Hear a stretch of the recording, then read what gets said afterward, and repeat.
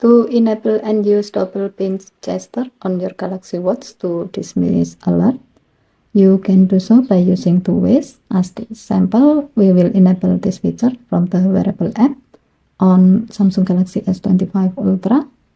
To do so, on your phone, go to the app screen, find wearable app, and then tap it.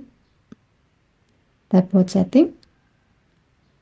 Next, tap buttons and gesture. Under gesture section, tap the gray on offset next to double pinch until the switch turns blue to turn it on. When this feature is on, you can easily dismiss alerts such as alarms, timers, and reminders by tapping your index finger and thumb together twice. As the example, we will use this feature to dismiss a timer. First, let's set a timer.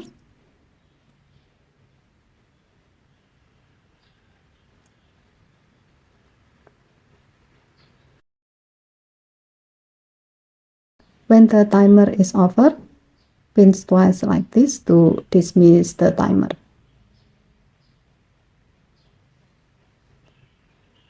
Okay, thank you for watching. Please help to like and subscribe. Have a nice day.